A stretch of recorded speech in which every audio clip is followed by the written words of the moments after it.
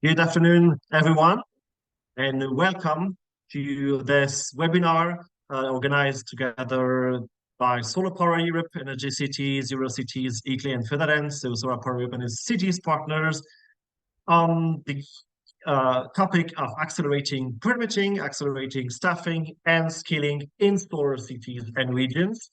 I am Jonathan Bonadio, Senior Policy Advisor at Solar Power Europe, and I'm delighted to welcome you today for this webinar. So we have quite a packed agenda for today.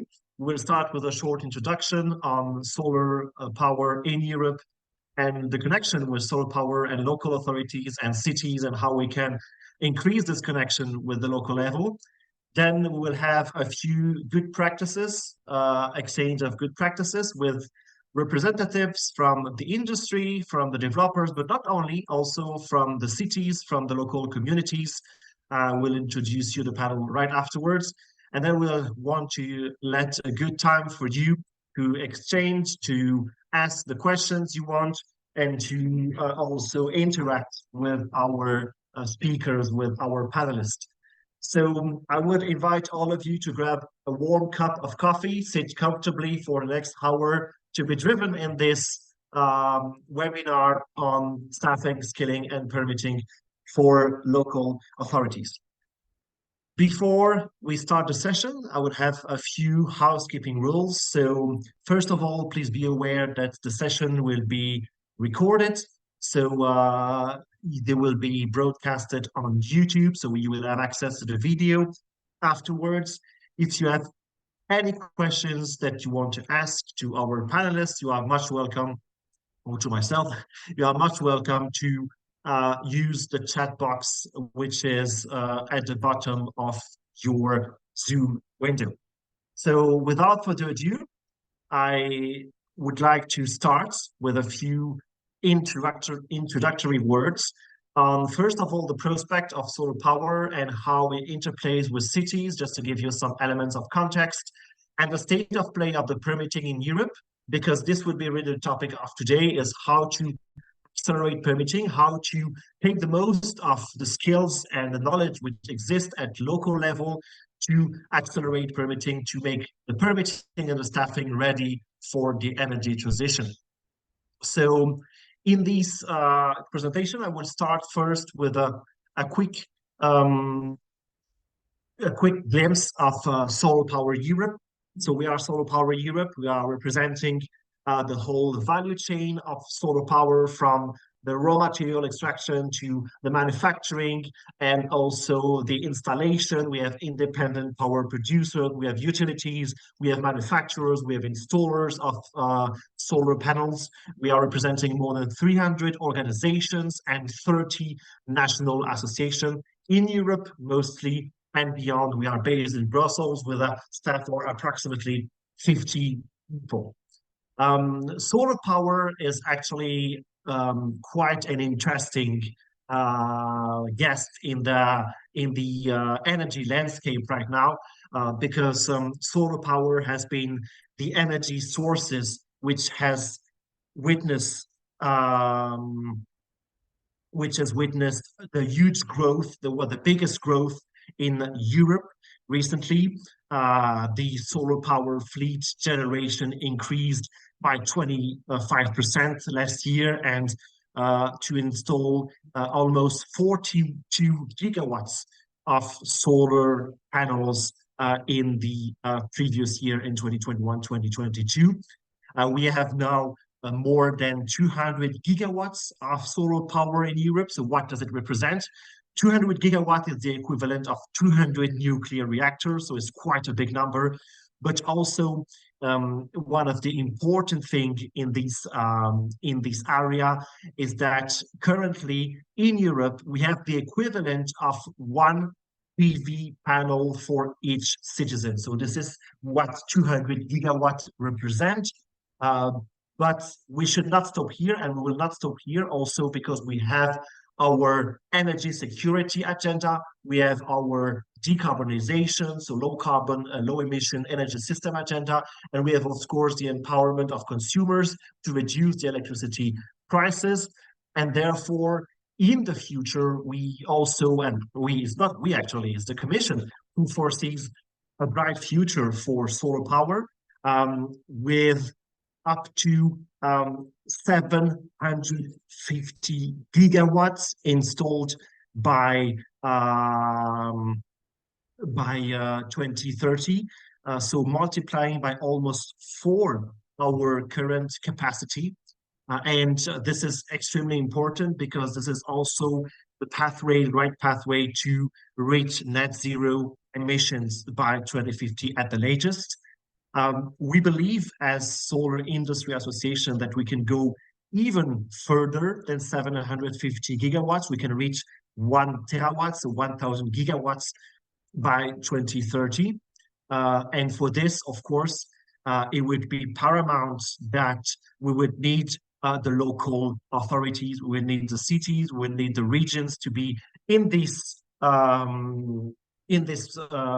adventure, in this project together, because we would need, because what is happening, I mean, we might define big targets at European level, but of course, I mean, the installation of solar PV panels, be it on rooftops or ground mounted, will happen at local level. And therefore, it's so important that we have this conversation with with the representatives of the cities, with the representatives of the developers, to see how we can, in the future, improve the framework to install these 1 terawatts that we need for our carbonization goal. So this is the overall picture of solar power right now and in the near future.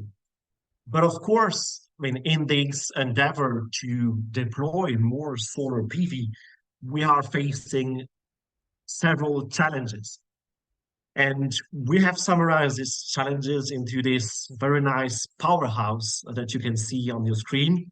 I mean, here is the first thing that you can see here is that in the very middle of this powerhouse, like the core of this powerhouse, is heat up permitting. So permitting is a major challenge for solar power. I mean, currently permitting could take up to 4 years for ground-mounted solar PV, and this is definitely not compatible with the pace of the energy transition, which is necessary to reach our targets, as I said before, on energy security and decarbonization. Other challenges are the future-proofing of the grid and of flexibility for the system, because the more interconnected we get, the more flexible we get, the higher the energy security, and the easier it is to keep the lights on and to keep the heating on at every moment of the day or of the night, because of course storage is also an important component of the grid. The regulatory stability, the visibility that we need for our targets, the workforce, so really staffing and skilling of both the local authorities and also the installers, the engineers, the people who are going to work. We have currently almost 600,000 workers which work in solar PV. We can reach more than 1 million in the next year. And this would be paramount to guarantee that solar power is delivering its promises on the ground. One very interesting challenge as well that I wanted to quote is the public approval. I mean, solar currently benefits from actually a very good reputation for citizens, for cities, for local authorities. And we have to keep this reputation. We have to continue building good projects. This is also one of the topic of the interventions today. We have to make sure that solar is also compatible with not only climate change mitigation, but also nature conservation and citizen empowerment at local level. So this would be very core topics, very important topics in the near future of the system. I wanted now to broach a bit the topic of solar cities and region. I mean, we started our work together with our partners that I quoted before, Energy Cities, Eurocities, ICLE, and Fedaren, to the representative of local authorities, because we started with a very simple statement. I mean, currently in Europe, the land is very scarce. A lot of land is used for settlement, agriculture, forestry, infrastructure. So there is an impact on permitting. I mean, if you want to develop more solar, we need to go on areas that has already been used, and we have to also foster dual use of solar PV. So this is also something which is paramount in the installation of new capacities. We will need to make sure that dual use of solar PV within cities or beyond is made possible. Also, the bulk of energy consumption is in cities. It's linked to urban activity. So there is a potential also for prosumers to provide good to install solar PV and to consume, to produce their electricity within the boundaries of cities. A lot of citizens are also living in urban areas, and thousands of cities are also committed to fossil-free energy systems, even sometimes with higher ambition than the cities than the countries, sorry, themselves. And as I said before, the role of permitting and renewable mapping, the role of cities in permitting and renewable mapping will be growing in the future. And therefore, I mean, cities and regions and local authorities are in general at the forefront of the energy planning and the energy permitting. So this is really like the core topics that we can see here. And this is why we have started a bit more than 1 year ago now, our work together, our partnerships together with um, with um, with local authorities to make sure that we have these potential deployment and these increased accelerated deployment at local level. Um, the the results of this work has been put together in a report together with our partners. You will have the presentation, you will have the link to the report.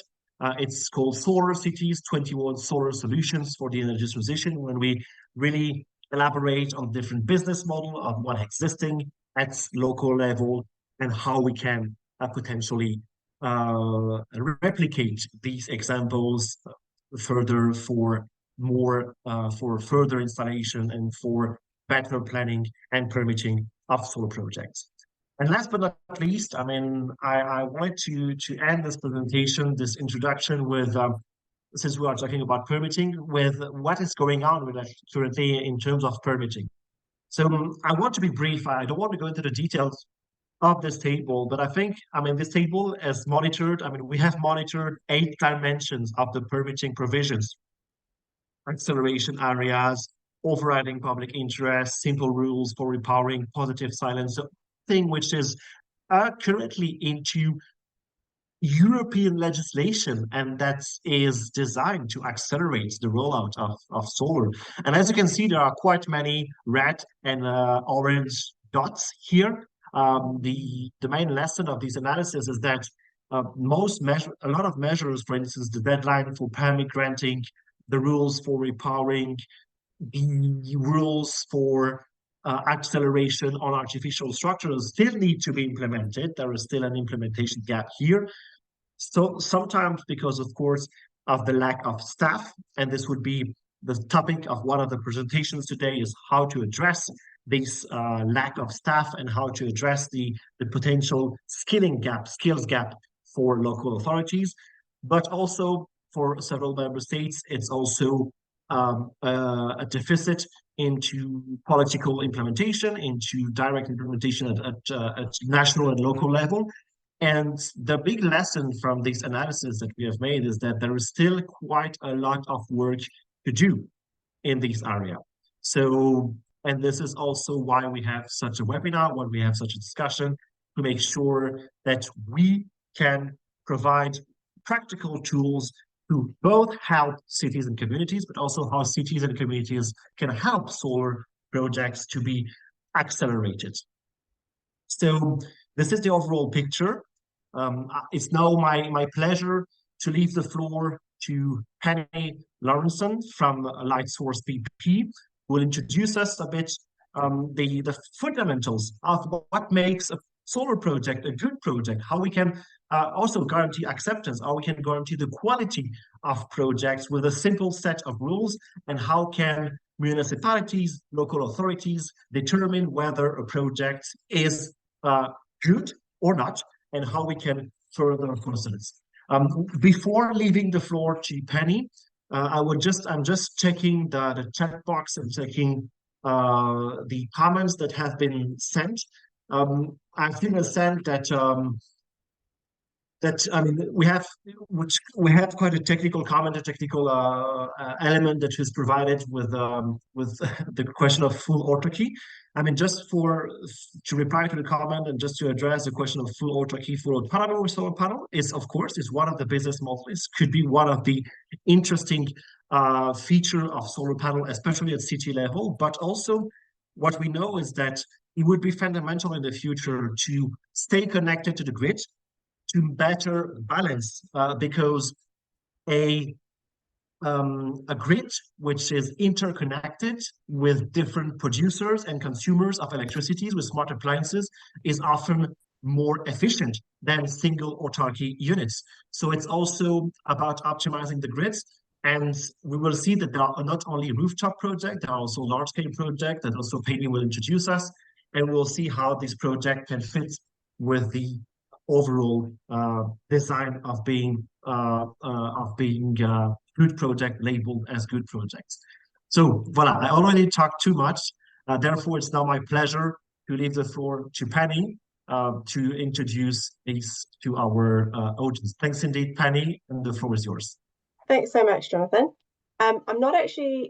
I can't actually see the controls for moving the slides. I can see that I've got control, but not how to move the slide on. I think you have to click on the presentation. Oh, okay. Yeah. Sorry. Can you see this? That's come up funny. Something must have gone wrong. We can. Okay. I'm just going to give a super brief overview of my role and Lightsource BP, not to plug Lightsource BP in any way, but just so you've got some context on the background that I'm talking from. So I'm the Director of Environmental and Social Affairs for the EMEA and APAC region of Lightsource BP. I've been with the company for 13 years. Back then, we were just in one country. Now we're a global company in 19 countries.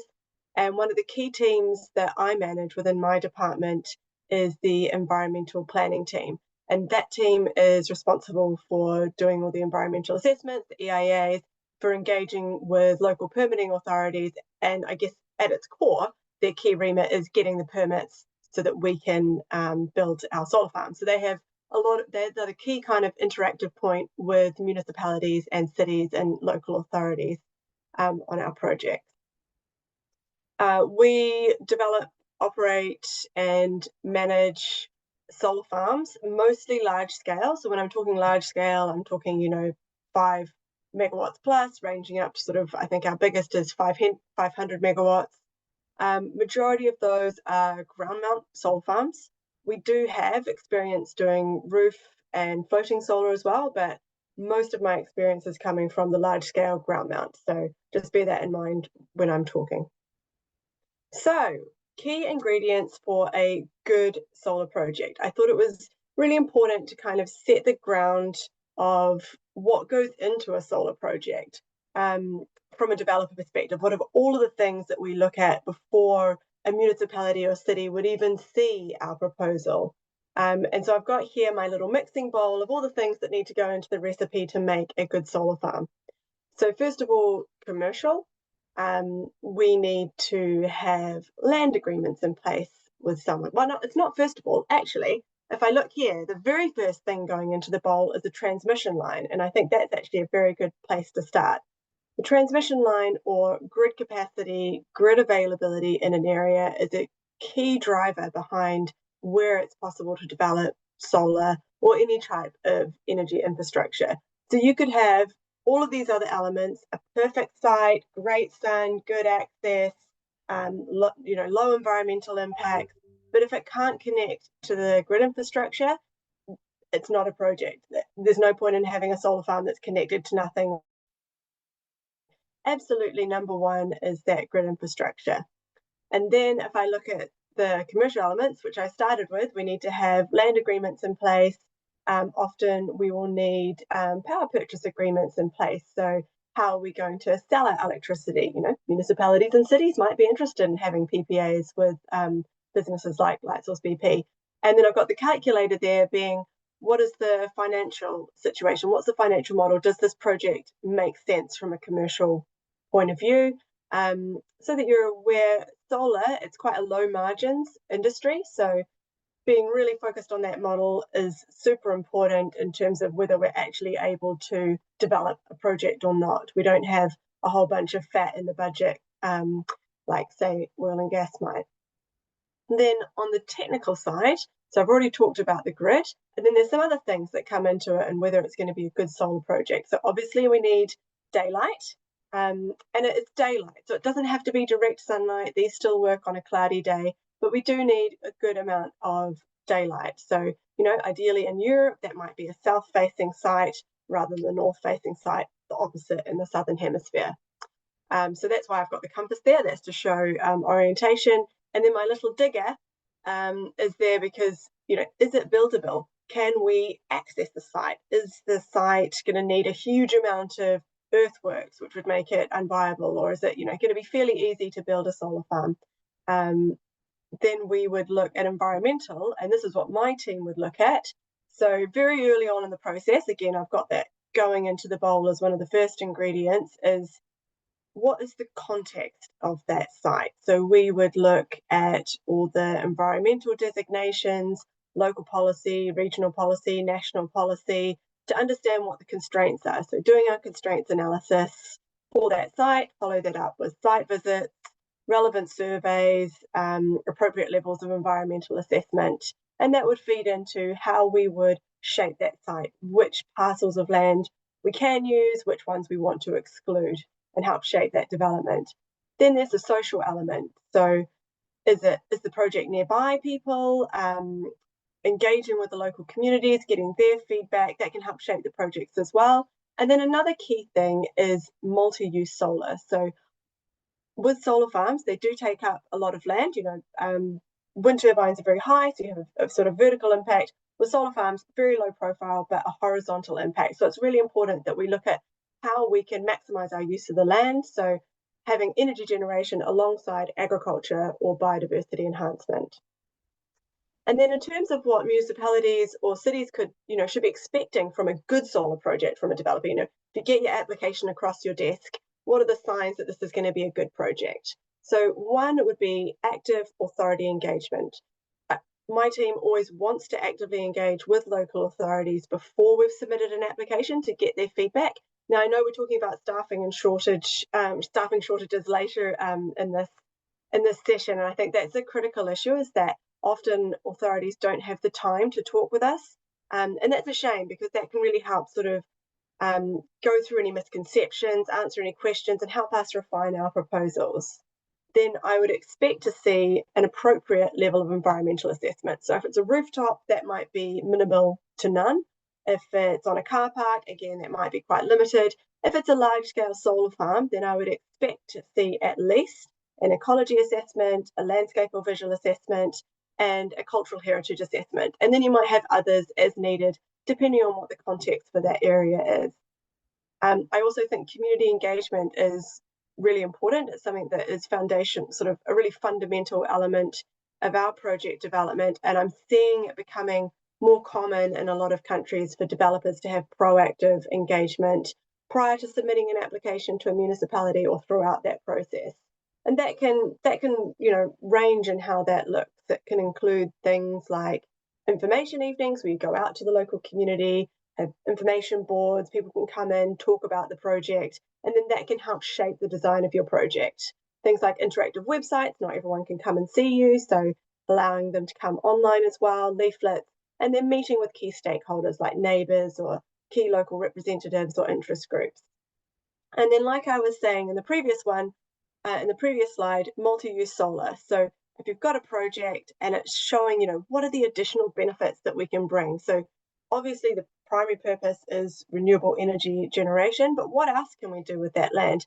can we combine it with agriculture like sheep and bees and crops, solar greenhouses? And what are we doing in terms of biodiversity? Solar farms are large areas, and there is a lot that we can do in terms of habitat creation and enhancement that's actually quite simple, easy, and works really well with the solar farm. So, you know, if a developer has really put in the effort to look for those additional benefits and multi-uses of land, then that's a good sign that it's going to be, you know, a good solar project.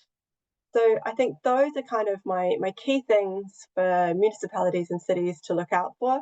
And I look forward to seeing the rest of the presentations today, and I'm very happy to answer any questions. Thank you very much. I should say thank you, but we can't see it. Thanks indeed. Thanks a lot, Penny, for this overview and this very good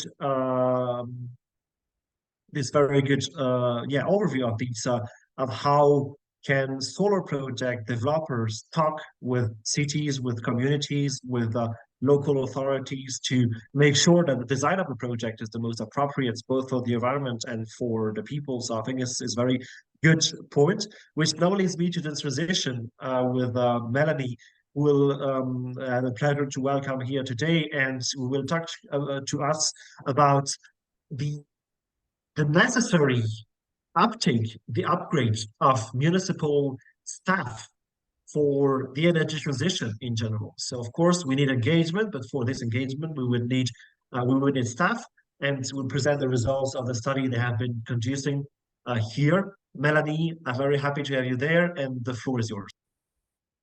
Thank you. Hello, everyone. I'm Mélanie Bourgeois. I work for Energy Cities. We're a network of cities all over Europe that are engaged in the energy transition. Today, I will talk to you about the staffing needs and this upskilling in local authorities, in municipalities. So why do we need skilled staff in cities to boost solar? So cities can be enablers to boost solar on their territory. They can develop a solar strategy.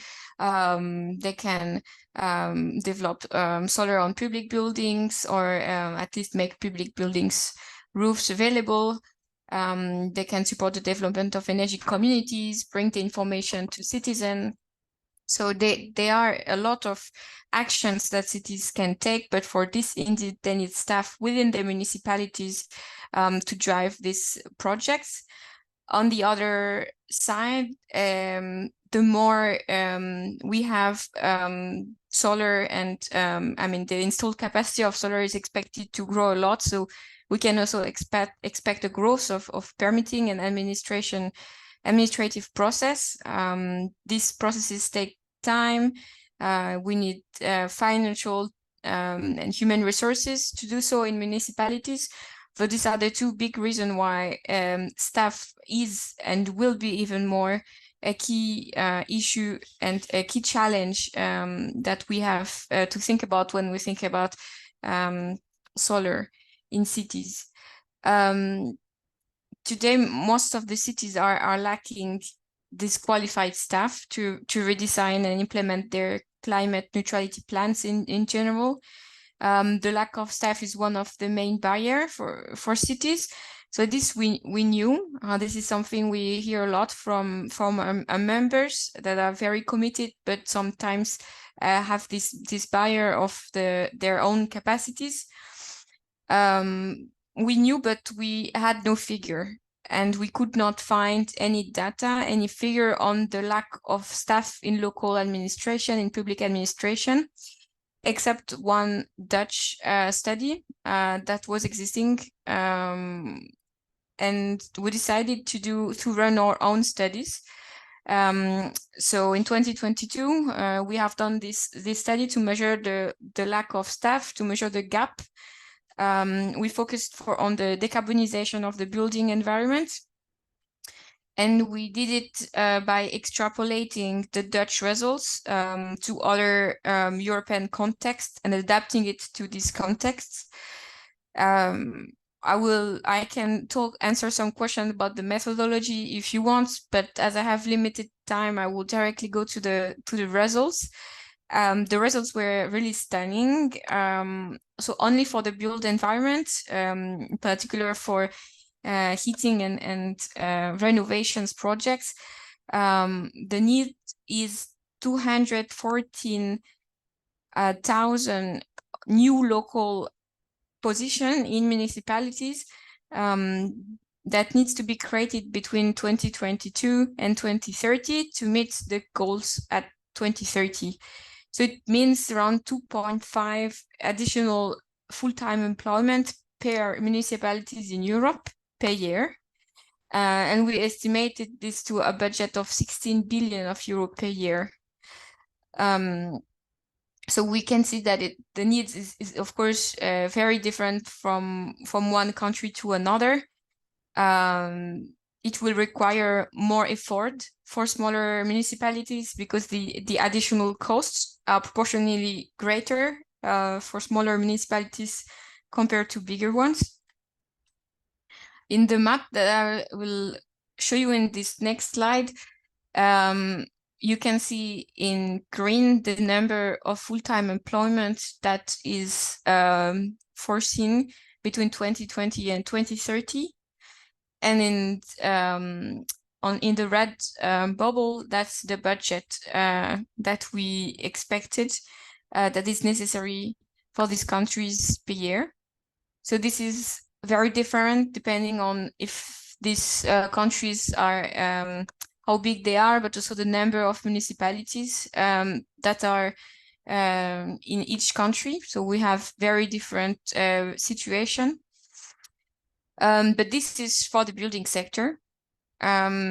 Since our study was done, another study has been done in France last year.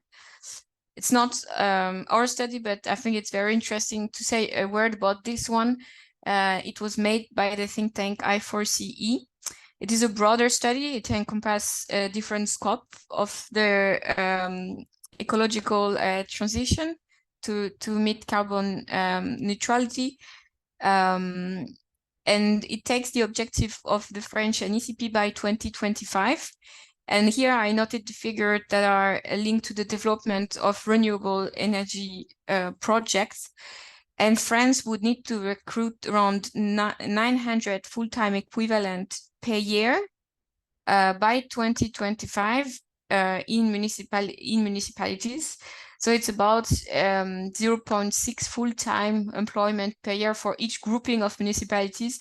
So you can see that we have a lot of municipalities in France. And the scale that makes sense here is indeed the grouping of municipalities in terms of administrative competence, but it's about 5 to 10 full-time employment per region. So this is a study that I wanted to show because I think it's very important to underline that ours was on the building sector, but the barriers and the figures are just showing how huge is the gap and what we have to do. This one from I4C is broader, but it's also very interesting as it has some figures on the renewable energy project and including solar. So what is today preventing municipalities to hire? This is something we have evaluated in our studies. So the first barrier is, of course, the limited budgets. Cities have limited budgets. These budgets are not in line with their transition planning, with their ambition. They have especially limited operational allocations, for example, for staff, and they have very limited availability to go to take debt on this. Staff is not considered as an investment, it's considered as an expense. Our position is that, of course, it should be an investment for the future of the cities, for the future of these projects.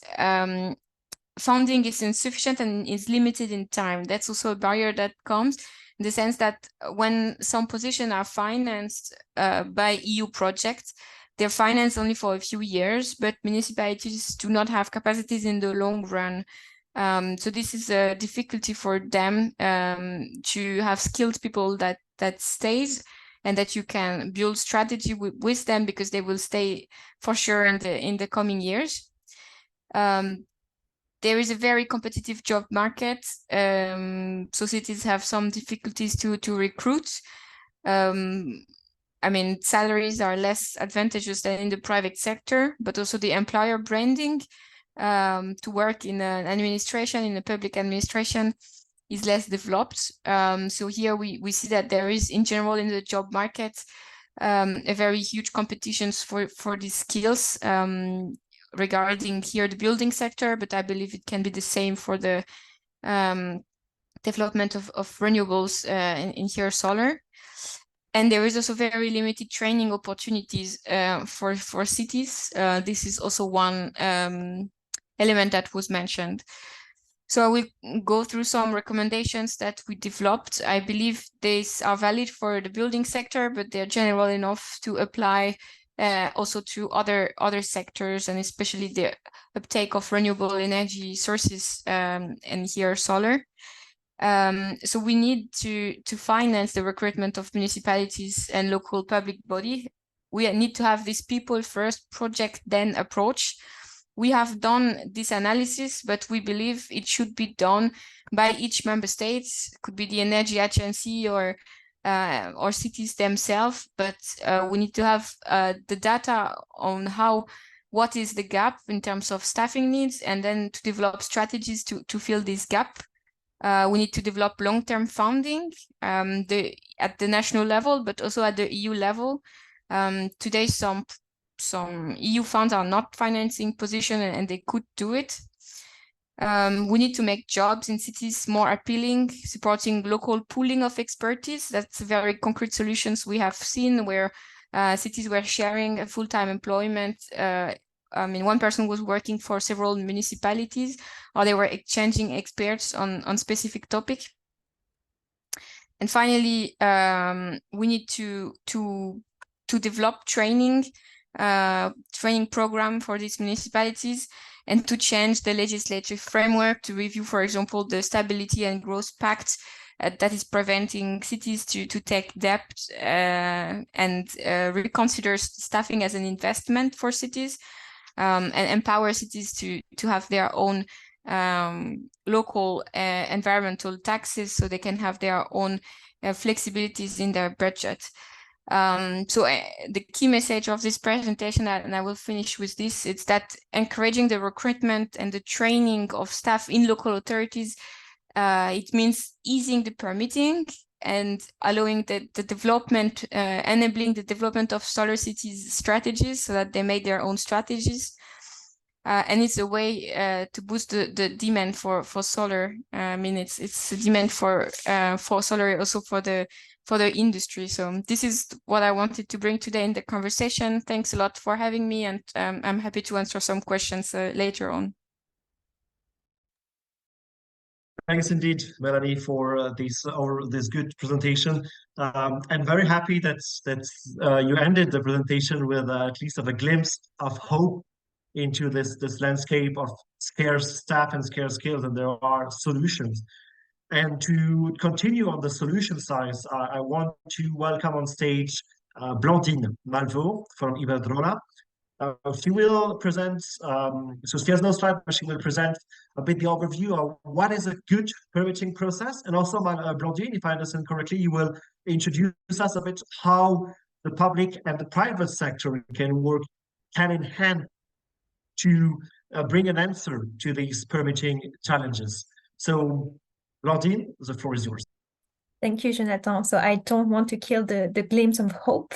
But before going to the good permitting process, I think I wanted to go back on what the problems we have been having on permitting. So Jonathan explained a lot, and I think Melanie as well, with one of the main issues at local level being the staffing and skilling problems. But we're also seeing very different rules in different countries and also different levels, because permitting is a local, regional, national issue now, because also becoming European issues. So we have really a non-harmonization there. And this is really taking time and delaying the build out of renewables. So this is very putting in danger for the EU's objective toward 2030 to reach the renewables targets. So just before going to the more hopeful side on the good practices and what is a good permitting, let me just go back on a couple of examples on what we have seen as problems with regards to permitting. So first, probably the ones that is mentioned the most is the timing. That is taking a lot of time. If we are looking at small PV plant, it takes on average a year to build it, but it takes 4 years to get the permits. So that's a small PV plant. So you can imagine if it's a bigger project or a more complex project, it takes even longer than this. So this is one point. The other point that we are seeing that is also a big bottleneck to a good permitting process is the lack of digitalization. We have permitting documentation that is still largely done manually, making the process burdensome and costly. For instance, you have copies of the same document that is sent to many different authorities. We don't think this is a right way to do this, and we will need to really improve digitalization. That's also one of the good practices that could help in reducing the permitting processes. So that was on what are the problems. There are many more than this. I don't want to go into the details. I think Jonathan and Melanie as well were really clear on what are the problems and what the local authority are facing. So to go to the more hopeful side of things, on what do we need to have a good permitting process? So what do we need? First is clear definition. We have deadlines at European level, for instance, and it was not clear until recently what were included in these deadlines. It's been clarified a bit with the Renewable Energy Directive, but I will go through that later on. So clear deadlines, clear definition, incentives for skills, and to really have a more harmonization of the different permitting processes. So lots has been done from the European institutions with different legislation, notably the Renewable Energy Directive, or also the Council regulation that has been put in place last year. And we are seeing step-by-step countries really implementing these different regulations. So I'm not going to go into the details, but like maybe on the hopeful side, we are seeing the concept of renewables as overriding public interest being implemented in, for instance, Germany, Portugal, France, Austria. And this has already been used in court and unblocking some projects. We have an obligation now in the Renewable Energy Directive that was negotiated last year on digitalization, and we are seeing some member states really moving towards this direction of digitizing much of their permitting procedure, and since last year. So really we see that there are progress being made. We have lots of issues, and we will probably have also new issues with the new regulations to be put in place, but things are moving in the right direction. I can also probably mention the example of what has been happening in Spain. We had, so the permitting process in Spain is working. You need the grid access and the connection permits to be granted first. And once it's granted, you can move on with the permitting processes. In January 2023, we had 90 gigawatts of projects that would have lost this grid access and connection permits because of delays in the administration, delays that were due to the problems that Melanie said previously, staffing and skilling issues. So because of that, we could have lost 90 gigawatts of projects. And to put this into perspective, Spain needs 60 gigawatts to reach its 2030 renewable energy targets. So these projects by themselves would have been enough for Spain to reach its 2030 targets. So the government has decided to intervene and to extend this grid access and connection permits not to be not to expire, in order for the administration to move on with the environmental impact milestones. So this has helped, but this shows that we really have a bottleneck here, notably with staffing and skilling issues, and that we need to address these problems in order to avoid having to do such moves as that is at the end also extending the permitting processes. So on the examples of good practices, maybe to give a bit of hope that we can actually tackle some of these issues that have been mentioned, we can mention notably what we are calling the responsible declaration. So this is a concept that has been put in place in some autonomous communities in Spain, notably for rooftop self-consumption projects. So how does it work and what is it? So basically, you have the developers that declares it under its responsibility that it complies with all the legal requirements and with the documentation established by the current regulation to carry its activity, without knowing that it should not go against that the fact that there could be an inspection or verification of the relevant public administration later on. So that helps in order to start the works, not always with the prior licenses or authorization, knowing that the developer is still responsible and that it can be is still accounted responsible, and it can be his work can be checked later on. So this is a concept that we have been seeing helping in these autonomous communities in Spain. We have mentioned a lot in the different presentations until now the problems of skills, and that it costs a lot. It's not always easy to get this budget, to get the right staff, because you also need to train this staff in order for it to be efficient on a short notice. And what we are here maybe suggesting is that if it's not possible to have the necessary staff and resources, what we could probably propose is maybe subcontracting part of this process in order to help and to be on time and as efficient as possible with regards to permitting in the local authorities. So that's two of good practices I wanted to mention. There are more, so if you have questions later on, I can go back and give you more for sure. I just didn't want to give too much hope. So maybe there have been improvements, but indeed we still have issues, and there are also some countries that have gotten worse since last year with regards to permitting. So now is very much the time of implementing what has been discussed at European level and also at national level in different member states, being the Renewable Energy Directive, being the different provisions Jonathan mentioned at the beginning. We are seeing some improvements, but indeed it's been quite recent, all these decisions and these regulations. So time will tell us if it's efficient, where are we still lacking ambitions, and where are still problems and maybe new problems, as I was mentioning before. And one point I wanted to finish on that Penny mentioned is that it's good to talk about building more renewables, but it won't happen if we don't have the necessary grid.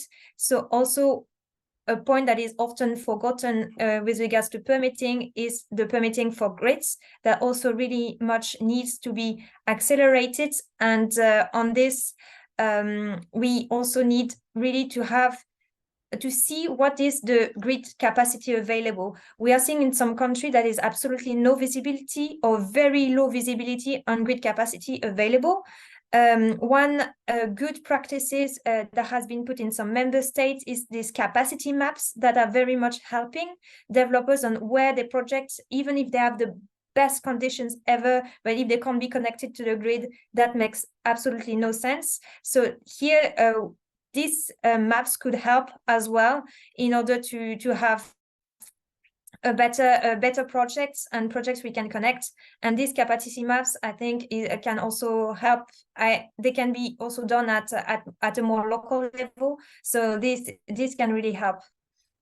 And that was all of my points. So really highlighting first the problems we have, that now we have hopes on some of the good practices. We still have problems, but now is really much time of implementation. Thank you. Thanks indeed, Claudine, for this comprehensive presentation, and thanks for also providing a good balance between challenges and solutions with a very concrete example at national level in Spain. I want to echo your call also for all the participants to please submit your questions via the chat box on the remaining presentations. We will be very happy, and I think the panelists will be also very happy to answer all your questions. So this is the call before the last presentation to please submit all your questions to the panelists or to Solar Power Europe on staffing, skilling, permitting, and what makes good projects and good permitting. And without further ado, I will leave the floor to Sebastian Rie from the city of Almada, who will introduce us a bit what has been done into his city and its local communities to facilitate permitting, to facilitate the deployment of solar power on the ground. So, Yeah. Sebastian, Thank you, Jonathan. the floor is yours. Thanks. Yes, thank you very much. Welcome everyone. I would like to talk about a bit of the background and what we are doing in the city of Almada, some barriers we're facing, some threats, but also some opportunities. So we are mostly, so for those who don't know, Almada, it's one of the cities of the Lisbon metropolitan area in Portugal. We have 178 inhabitants in an area of 70 kilometers. The background for solar energy in the city is that there is a very few case studies of municipal PV installations, and overall there is the inexistence of renewable energy communities per se, as defined by the law, which is a very recent law. So the renewable energy concept, communities concept, is very recent in Portugal, applied to citizens in general, and most of all, its application at municipal level. So in what regards the participation of municipalities in energy communities is only now taking its first steps. We are trying to promote them here. So mostly I will be talking about our participation in energy communities and installing solar power, since we are not yet at the stage of promoting as much as we wanted the energy plants at citizen level. Also, the city of Almada has an extensive social housing stock, which is a particularity that we are working with. Well, this is looking funny as well. I wanted to talk to you about some initiatives that we have developed in the past and we are developing now and planning for the future. Regarding our renewable energy communities that the municipality could be having or participating, we are trying to pilot an energy production and consumption within the municipal buildings to save energy while addressing energy poverty households, energy poverty impacted households. And we are trying to design a support scheme, this second initiative. We are trying to design a support scheme to increase the renewable energy access for energy poor households. So they will these beneficiaries will see their energy bills reduced by the use of solar energy in municipal buildings where we install solar PV or where there is nearby solar plants owned by the municipality for now. We also are developing a UCF funded, a European City Facility funded project where we try to list so the investment concepts of solar power plants that we can have in the municipality with the support, the financial, technical, legal, and capacity building support to do this. So we are listing these projects that we can have in the municipality. Also, something that you cannot see in this slide because it's not structured. We have finished an application for a LifeSet project in the next few years regarding, so whose main goals are to strengthen the renewable energy community policies at regional level, to enhance staff training, obviously, this is the barrier that we are faced with, and to implement governance models for said renewable energy communities. I will talk a bit more in the following slides. Also, one project that we have had in the past that is the seed for these next renewable energy community developments that we are having is the HER project, the holistic energy efficient retrofitting of residential buildings, which aimed at demonstrating innovative solutions for retrofitting residential buildings, and that has installed a hybrid solar thermal plant that is now the seed for our energy community developments. And let me pass the slide. Because it was installed in one building with 10 households, and this is the basis for the first renewable energy nucleus, which is what we call when we have a preliminary renewable energy community. So only with internal buildings, so only with municipal buildings, no external partners in this renewable energy nucleus, which is where we can install and consume energy, save money, and this was the seed for our renewable energy nucleus, these 20 hybrid solar panels, which corresponds to phase 1 of our pilot. Phase 2 will see 9 other similar buildings, residential buildings that are part of the municipality stock, and we will install in these further 9 buildings. And after that, phase 3 corresponds to installing solar energy in local schools, which have high consumption and potential for energy production, but also the local health center, the local municipal library, and one set of swimming pools also owned by the municipality, and 2 other schools nearby with a high potential for energy production. So this will be our pilot at the moment.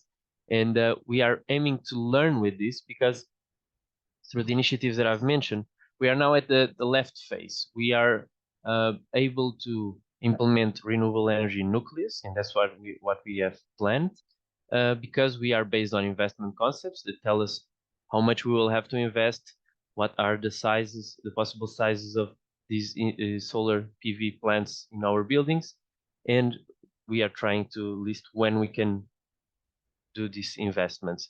And we also have this lower left triangle. We also have an inclusive energy transition model where we provide energy poor households this support for their energy consumptions.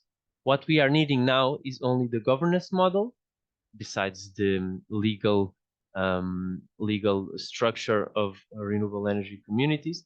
We need this governance model to be able to transition to this renewable energy communities concept, where we actually have external partners participating in our energy communities, and not only owned by the municipality and consumed by the municipality. So we have learned a lot by doing this pilot, by starting this pilot. One of these learnings has been how we ourselves can implement solar installations, and this has been a back and forth route that we have been doing with the national authority. I will mention right away, but now we can have an overview of how long it takes us and what is needed to implement a solar energy installation in our own buildings. And the step that is left is now, how can we deploy the renewable energy communities? How can we then participate or allow the participation of external partners or other buildings of our own? And so these are actually the main barriers that we have been facing. It's been a rough path, where as regards to the National Energy and Geology Directorate, our national entity responsible for licensing these renewable energy communities and self-consumptions, they identify a lack of staff, and this makes it a very, very slow process and a very, very slow communication with the municipalities, but also with companies. It's been talked about very much in all these conferences regarding the topic. But also what these colleagues have mentioned, that there is a lack of digitalization. So we are going back and forth with Excel files, with documents, signed documents. So this is planned, it seems, to be digitalized, to have a platform to exchange information more seamlessly, but it's not yet implemented, and it's been some months, at least 1 year since that there has been a notified problems in this process. As to regards to municipalities, they are not fully part of the transition yet. Obviously, as mentioned, because of the lack of specialized staff, so as to planning, to acquisition, to maintenance, there is certainly a lack of specialized staff, and this needs to be addressed. There is an unclearly defined licensing procedures, and that's why we are now setting our own flux of procedures that have to be taken. We are also trying to learn what citizens have to go through, so then we can make it available at municipal level, at local level, what procedures they have to go through, and we can support them.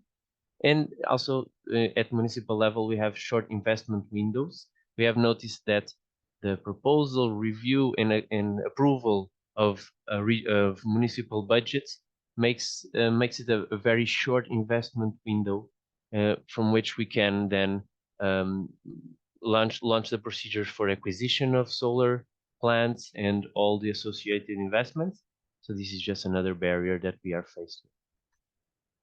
So that's from our part, and I hope you found this interesting, and let's exchange some ideas. Thanks a lot, Sebastian, for this presentation, and very refreshing to see these initiatives also coming from the local level, in terms also to reinforce the empowerment and citizen empowerment on solar projects. So I'm not happy, and I'm happy for two reasons. The first one is that we are right on time for the Q&A session. So we will directly take your questions. I mean, feel free, once again, as I said, to type your question. Don't be shy. Type your question on the chat box if you have any question for the panelists of Solar Power Europe. You are also, if you want to raise your hands, this is also a possibility. We will not be able to see you, but we'll be able to hear you. So you can use the button at the top, the bottom bar of your Zoom window. But since, Sebastian, we have been talking about community engagement, energy communities, we have one question related to community engagement for Penny, which is the question for Penny is that you mentioned community engagement, and does your company, like Source BP, have any example where the value for the local community comes out of more direct participation? So when you really gain value from direct participation of local communities, because could it be like next to the dialogues and business tax for municipalities, could it be also using part of the revenue from the social projects?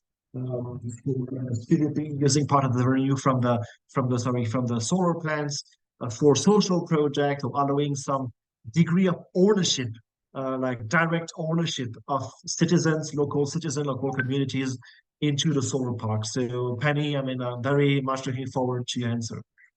Yeah, sure. That's a great question. We've got lots of examples of these sorts of things. So I think if I take those in turn, examples where local community engagement directly, having that engagement with local communities sort of has a direct impact on the project. So yes, that happens a lot. We aim to do engagement quite early in the process. You know, once you've got enough information that you've got something to tell people, but while we're still shaping the project. So, you know, hundreds of examples over the last decade plus where we've gone out, talked with communities, and then changed what the layout looks like, changed aspects of the projects based on the feedback that we've got, because we can do a lot of surveys, but we can't always get that local information from people until we go and talk to them. So that's always really valuable. In terms of direct benefits from projects and how engaging with communities can result in that. So the tax side of things, absolutely. I mean, whether we engage with communities or not, we very much have to pay our rates, our business rates, and that can provide quite a substantial amount, depending on what country you're in. But the business rates, in terms of our financial model, are definitely a pretty big chunk of the operating costs. In terms of the non-tax side of things, for direct benefits to communities, we see a variety of different options across different countries. So in some countries, you have to pay a specific percentage of the revenues. That's a regulatory requirement. So say Italy or Greece are good examples of this. I don't love that approach because often that money goes to a central fund and we don't know, what it then gets used for, and neither do the local community. A tie between our project and specific works benefiting the local community. It's kind of going into a big pot of things that are supporting the wider region. So I prefer when we're doing voluntary benefits and we're offering them to local communities, and that can be a whole range of things. And it really depends on what is important for the community. So it might be contributing to things like solar panels on school roofs, things like that. Playgrounds, we've had things like defibrillators for the local at the local parks.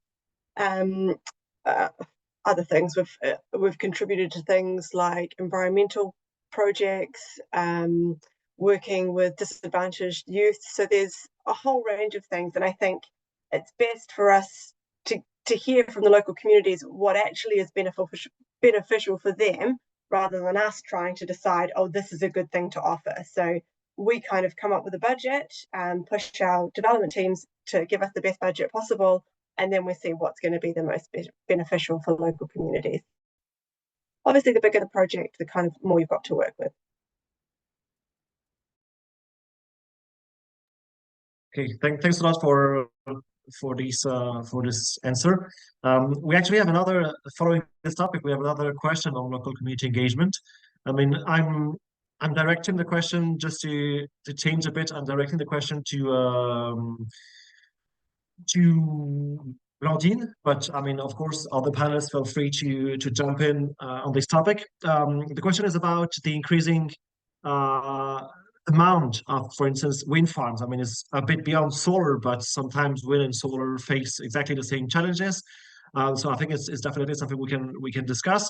With the increasing amount of wind farm across Europe, is there any angle of approach or any precedence of approach to approach local community leaders or mayors to discuss potential energy substitution, to discuss, I mean, the wording is previous substitutions, but I think to discuss different choices in terms of energy mix. Is it an approach that you have seen and that you have witnessed on the ground?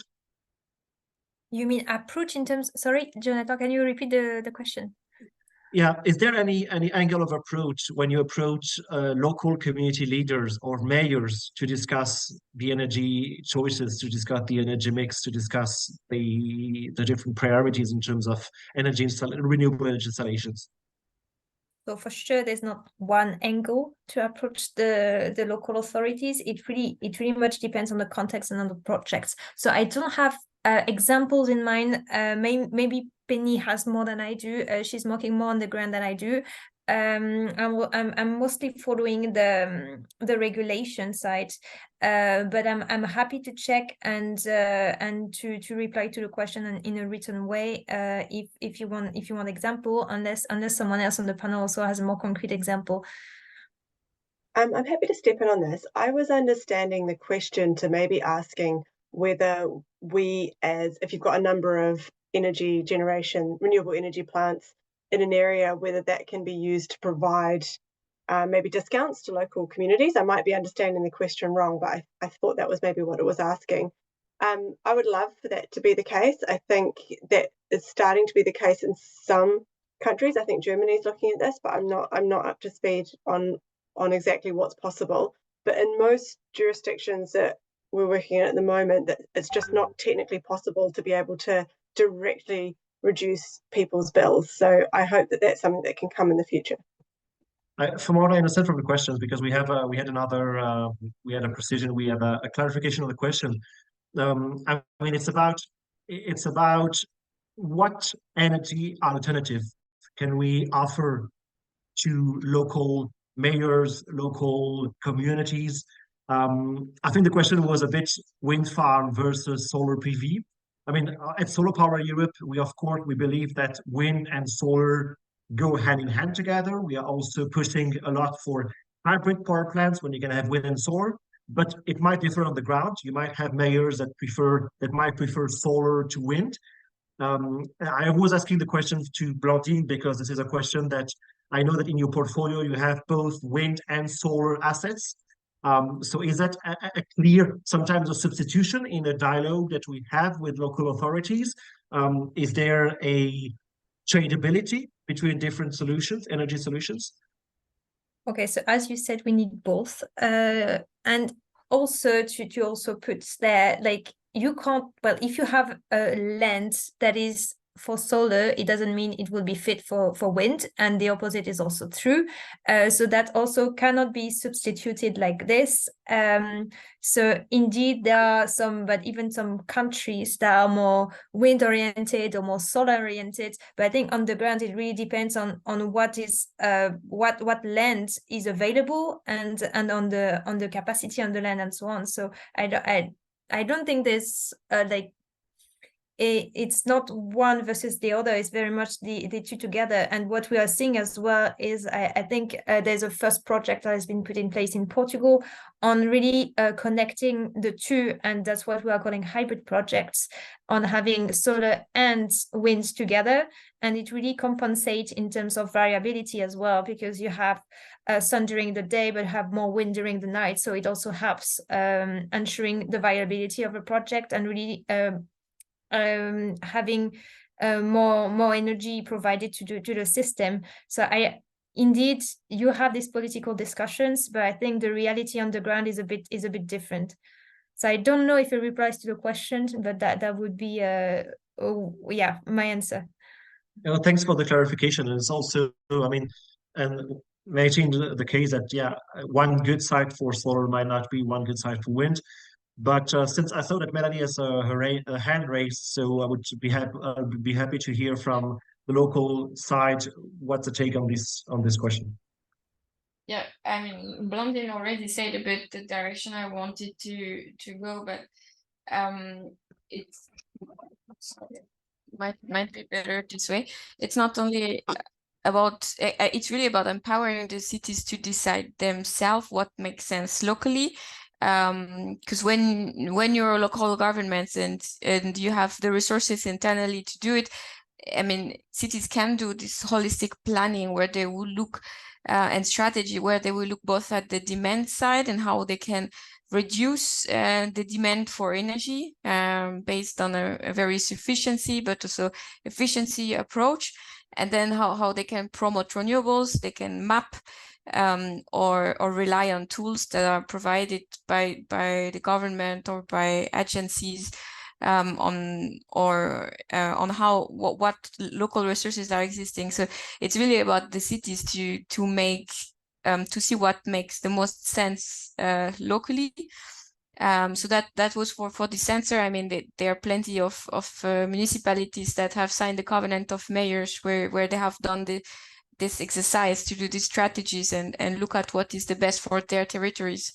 And on the energy communities side, Energy Cities has developed with partners Energy Communities Guidebook. So it was not my work, but I can share it in the chat. It's really both about how to set up an energy communities, in particular on solar, but not only, and also how to engage all stakeholders in it. What is the role of municipalities in there? So there is a lot of information that I can share with you all in the chat right now. Thanks for your answer. I see there is another question, but a remark from Alexandra Castro on the Almada case, where you have considering the creation of a municipal commission for energy will gather municipality, community, national energy directorate, national energy agency. I don't know, maybe if Sebastian, you will Sure. you want to take a bit to say a word about it. I think it could be Yes. interesting for our. Yes, thank you, Jonathan. My colleague here watching the webinar reminded us about that.